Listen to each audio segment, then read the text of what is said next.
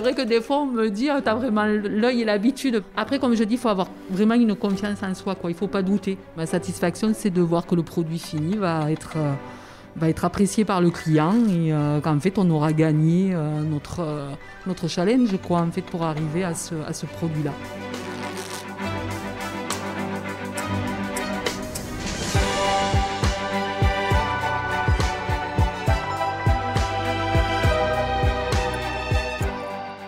Vous êtes-vous déjà demandé à qui sont les mains qui fabriquent chaque jour la mode et le luxe ? Derrière chaque vêtement, chaque accessoire et chaque objet, il y a des femmes et des hommes qui perpétuent au quotidien des gestes et transmettent leur passion. Ce podcast va vous emmener à la rencontre de ces amoureux du savoir-faire. Des anonymes qui détiennent un savoir précieux pour faire la mode et le luxe de demain.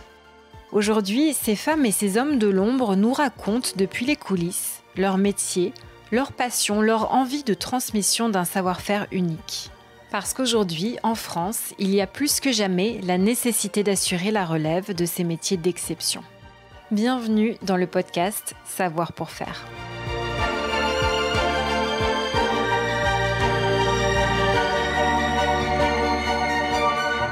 Donc le tannage qui rend la peau imputrescible, ça donne à ce moment-là une peau qu'on appelle le wet blue, parce qu'elle va être humide et bleue.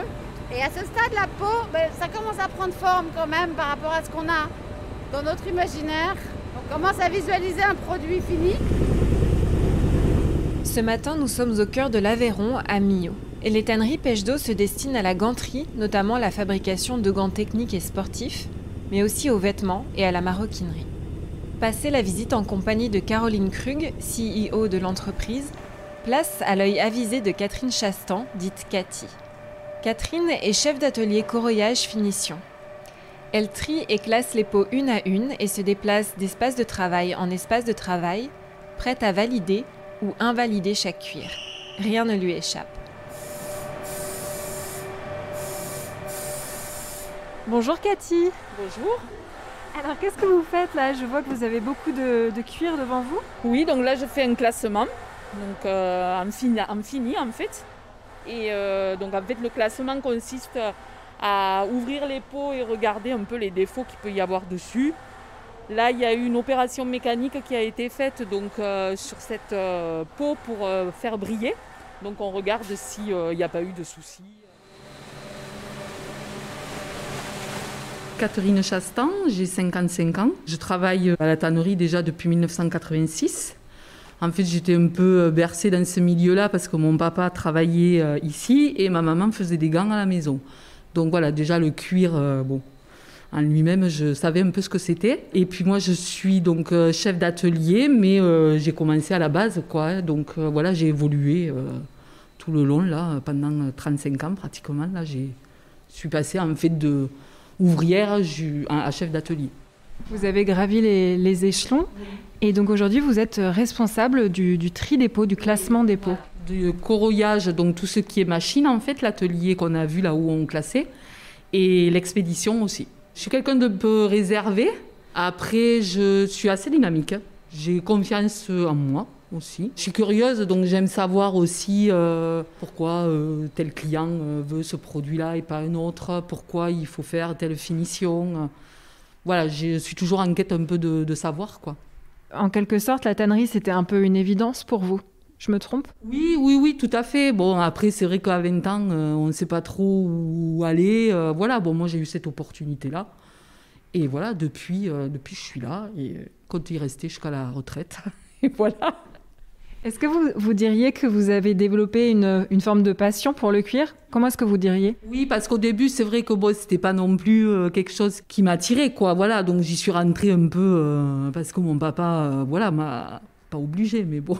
Et c'est vrai que petit à petit, avec le temps, après, en fait, on se dit que c'est un beau métier. On arrive à travailler une peau de vache et à la rendre belle, quoi.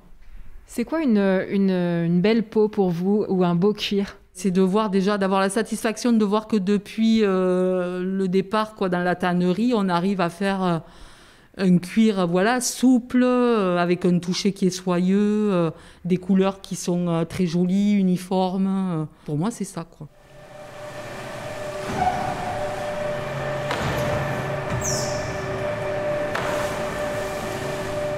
Voilà, donc après, moi, je fais deux tris. Il y a un tri où c'est vraiment des écarts qu'on ne pourra pas donner aux clients. Et un tri après, là, par rapport à l'épaisseur qui est un peu forte. Et du coup, je les mets de côté pour pouvoir les faire retravailler derrière. Voilà. Et après, un chariot ici, où en fait, là, on met les belles peaux, quoi. Enfin, les peaux destinées aux clients. Voilà. Et celles que vous ne pouvez pas donner aux clients, là, le tas à droite, qu'est-ce qu'elles deviennent? Moi, je vais les reprendre après, à la fin de mon tri, pour voir si en échantillonnant, en coupant un peu des parties abîmées, je peux les récupérer. Sinon, eh bien, on les met sur des palettes. Et après, ça va être vendu soit au kilo, ou alors à des personnes qui veulent un choix inférieur et pour faire des petites maroquineries, voilà. Alors quand on a un œil qui n'est pas un œil avisé comme le vôtre, qu'est-ce que moi je peux faire pour essayer de vous aider à reconnaître Donc là, par exemple, celle-là, elle est parfaite. Il n'y a pas de défaut. Donc celle-ci, je vais la replier et je vais la mettre ici. Voilà, donc ici, on a une peau aussi qui est conforme par rapport à ce que le client demande. Donc à part ici, voilà qu'on a un petit défaut, mais bon, c'est situé en haut de la peau. Après, on juge que le client il peut couper ses gants sans problème. Et ici, il y a un trou, et ce trou, donc en fait, je vais échantillonner. Voilà. Donc là, vous avez un tas de peau, on va dire tout simplement noire, Oui. avec un côté luisant et un autre côté qui est un peu comme du daim. Oui, voilà. Alors ça, c'est la chair, en fait. Et ça, on appelle ça la fleur. Chez nous, on ne travaille que la fleur. Donc c'est la fleur, en fait, qu'on regarde. On ne regarde pas après le côté chair, voilà. Donc la fleur, c'est la partie luisante. Voilà. Donc, voilà, ici, on a quelques petits défauts. Genre ici, on a de la ride. Mais bon, voilà, c'est pas trop contraignant. Donc celle-ci, hop, là. Donc là, c'est pareil, on a de nouveau un peu de rides. Là, on a des cicatrices. Mais voilà, il faut considérer en fait que sur un flanc, il faut qu'on ait au moins 70% de joli. Même s'il y a 30% de défauts, c'est pas bien grave. Et les rides et les cicatrices que vous venez d'observer, ça c'est dû à quoi? Alors ça, c'est dû déjà sur la peau naturelle de la vache. Donc des rides parce que c'est peut-être des vaches qui sont un peu âgées. Et après les cicatrices, comme je vous ai montré ici, en fait c'est des cicatrices de laine. Donc voilà, c'est soit quand elles sont couchées, les crottes, tout ça qui abîment. Ça fait des bactéries. Les défauts de la vache, il peut y avoir donc des points blancs aussi. Et les points blancs, en fait, c'est des bactéries, des petites teignes, tout ça qui ont commencé à attaquer la peau. Et même nous, avec tout le process qu'on a, on ne peut pas l'éliminer, quoi.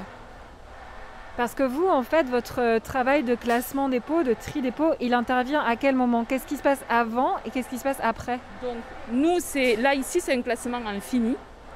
Donc, ça va être directement mesuré et emballé dans les cartons. Et on fait un tri aussi qui est juste avant des opérations mécaniques qui ont été teintes, qui ont été séchées. Et là, on les classe en fini à ce stade-là, en fait, avant le dérayage et d'autres opérations mécaniques qui vont être faites. Et cet autre classement, vous vous en occupez aussi? Moi, je m'en occupe aussi. Donc, on est 3 là, ici, à avoir été formés au classement. Et du coup, ça va dépendre en fait du moment où on veut travailler, quoi. Alors s'il n'y a plus rien au dérayage, on va les classer là-haut pour que les opérateurs après puissent dérayer.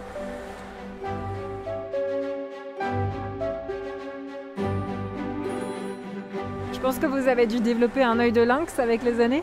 Oui, ça c'est sûr. Même le toucher aussi, des fois j'ai même pas besoin de vérifier l'épaisseur, puisque de temps en temps il faut quand même vérifier l'épaisseur avec la pige. Et c'est vrai que rien qu'au toucher, je sens si l'épaisseur est bonne ou pas, quoi. Parce que là, c'est pour créer quel type de gants? Alors ça, c'est des gants de ville. Et donc c'est chez un Canadien, voilà, qui nous prend régulièrement donc, des quantités. Donc il prend cette couleur noire et la couleur jaune après qu'on verra en haut à l'autre poste de classement. Ce bruit qu'on entend là, c'est la machine à pigments, c'est ça? Oui, voilà, c'est un pistolet, en fait, une pigmenteuse. Et bon, ça fait un petit peu de bruit, mais oui. En fait, bon, nous, on est habitués parce que dans plus ou moins tous les ateliers, on a toujours des machines qui tournent. Donc voilà. Vous classez à peu près combien de peaux par jour? À peu près, ça fait de l'ordre de 6 à 7 passes, donc 7 fois 3, à peu près 2000 flancs, je vais dire.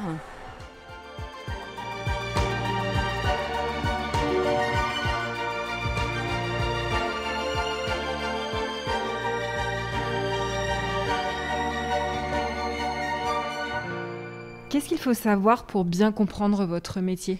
En fait, il faut être à l'écoute des anciens qui ont quand même un savoir-faire. Si on leur explique que la peau, il faut la travailler de telle façon, c'est pour un intérêt, quoi. C'est parce que derrière, ça va faciliter le travail pour les autres personnes. Enfin voilà, il faut être à l'écoute de ça. Et puis se dire que c'est pas un métier désagréable, quoi. Parce que des fois, on peut penser que c'est un métier désagréable parce que c'est le travail sur une peau de vache, qu'il y a des odeurs, enfin voilà. Finalement, on s'y adapte tout à fait. Voilà, on n'y fait plus du tout attention. Après, on travaille en équipe, donc déjà, c'est pas mal. Moi, j'ai commencé à un poste donc, où c'était la finition. Et puis après, moi, j'ai un peu évolué. J'ai fait un peu de laboratoire aussi. Donc, ça m'a un peu mis dans le bain, dans les cahiers des charges des clients. Donc, en fait, on sait un peu qu'est-ce que recherche le client. Et puis, le classement aussi, ça s'est fait un peu de fil en aiguille, quoi. C'était un peu pour remplacer quelqu'un qui partait. Et du coup, bon, ça m'avait plu. Et puis après, chef d'atelier, ça a été un peu la direction qui a souhaité que je remplace la personne qui est partie aussi. Et pourquoi, selon vous, comment est-ce qu'on fait pour évoluer comme ça jusqu'à ce poste de chef d'atelier ?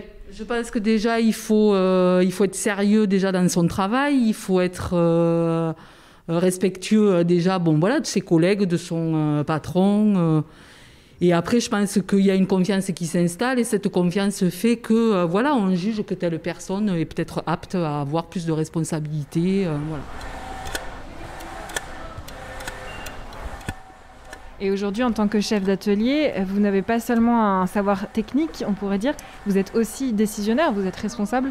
Oui, je suis aussi responsable. Bon, après, avec au-dessus un directeur de production, mais bon, on a des connaissances, on a un savoir-faire, donc on sait comment gérer un atelier, soit pour faire partir les commandes en temps voulu, travailler les pots d'une façon, on va dire, assidue, quoi. Enfin, puis moi, ce qu'il y a, c'est que j'ai un rapport aussi on a les rapports avec le commercial.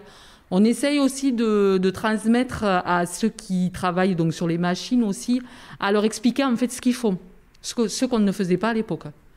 Là, on explique un peu plus pour quelles raisons on travaille cette peau, pour quel client, ce que le client attend en fait de cet article, voilà. Le pourquoi du comment, en quelque sorte. Voilà, ouais, tout à fait. Sauf que moi, je sais qu'à l'époque, on rentrait dans la tannerie, mais on ne nous expliquait pas du tout pourquoi on travaillait cette peau de telle façon, parce que le client le voulait comme ça, quoi. Ça a été plus tard, quoi. En fait, ça permet aux employés d'être peut-être plus impliqués. Oui, voilà. Tout à fait, plus impliqués et de se sentir un peu plus responsable sur la façon de travailler la peau. Vous avez un sacré coup de ciseau. On a des ciseaux qui taillent. Les bords que vous enlevez au ciseau, ça correspond à quoi ? Alors en fait, les bords qu'on enlève comme ça, c'est au niveau d'une opération mécanique où on a donc enlevé en épaisseur. En fait, ça fait des petites franges. Et donc après ça, c'est enlevé soit par une autre action mécanique. Ici, ces peaux, on les a passées dans des gros foulons à sec. En fait, c'est pour dépoussiérer et pour en fait essayer d'enlever au maximum ceci.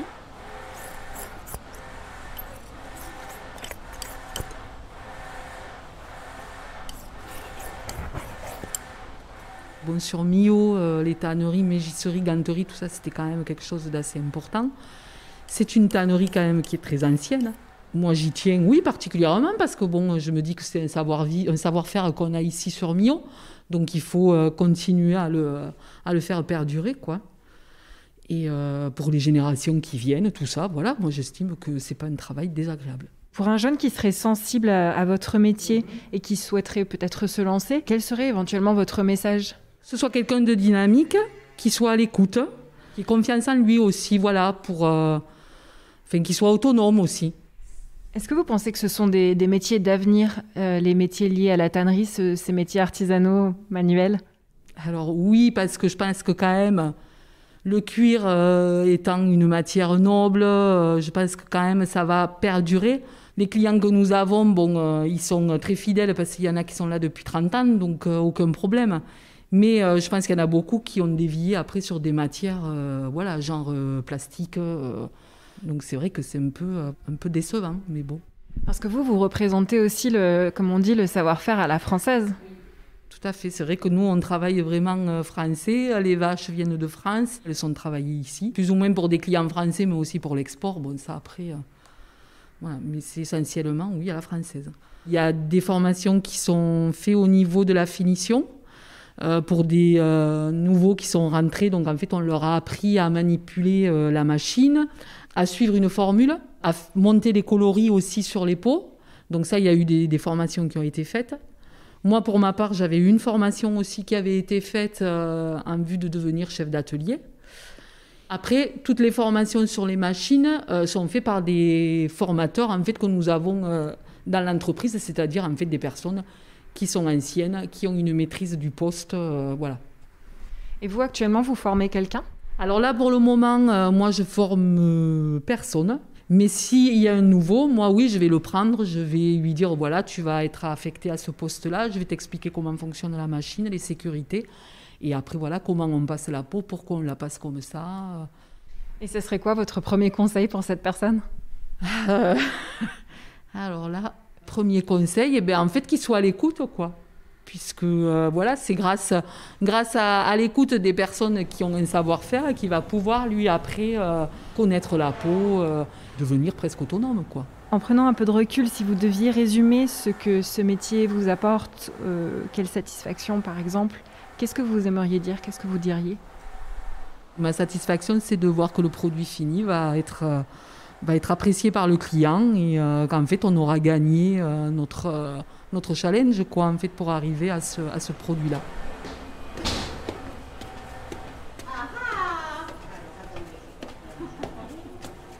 Non mais ça va, oh là là. Je sais plus où je l'ai mis moi. Je l'ai mis où mon truc ?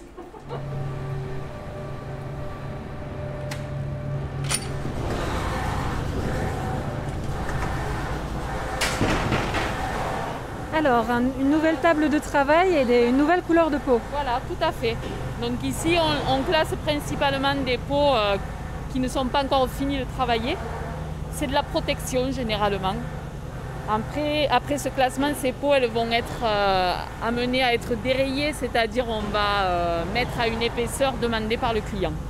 Voilà. Et pour décrire un petit peu l'espace de travail, en fait, il faut imaginer devant nous là une grande table comme un établi. Et puis des tas et des tas et des tas de peaux. Oui. Et tout autour de nous, il y a au moins, une dizaine de machines. Là, je vois vos collègues, en fait, ils font glisser des peaux dans une machine qui bouge. En fait, c'est une machine qui ouvre. Donc, elles sont sorties, les peaux qu'il envoie, elles sont sorties de la sèche. Donc, comme elles sont toutes roulées, ça va permettre à cette machine de les ouvrir, de les écraser un petit peu. Voilà. De les assouplir. Chaque fois, les peaux ne sont pas très larges, mais par contre, elles sont toutes en longueur. Oui, voilà, tout à fait, oui. Oui, parce qu'en fait, c'est le flanc, donc ça part du cou jusqu'en bas des pattes, quoi. Et toutes ces vaches, elles viennent d'où ? Là, toutes ces vaches, plus ou moins, elles viennent de France, puisque c'est des limousines et des cuirs de l'Ouest. C'est principalement des vaches laitières. C'est pour ça que des fois, on a beaucoup de creux ici par rapport aux pies, qui tirent un peu plus sur la peau, quoi. Donc du coup, on appelle ça le flancheux après. Le flanc ? Le flancheux. En fait, c'est le flanc et c'est flancheux, donc ça veut dire que c'est creux.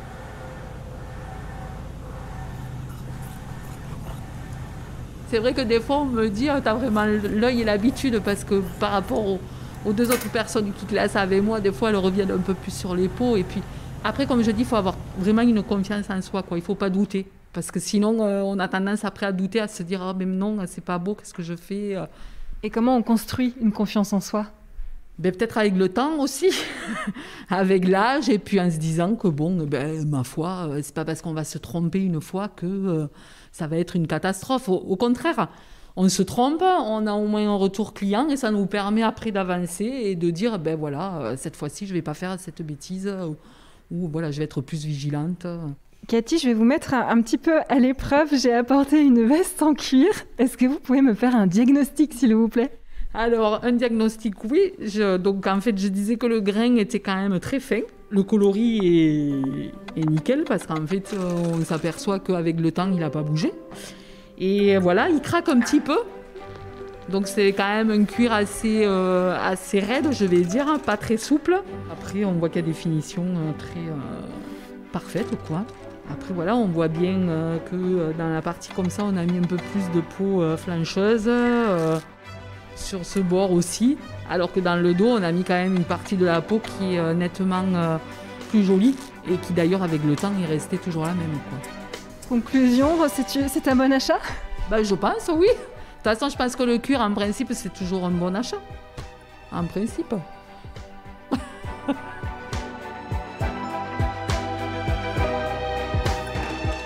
Pour exercer le métier de chef d'atelier coloriage, retrouvez les formations sur le site savoirpourfaire.fr et rejoignez la filière mode et luxe.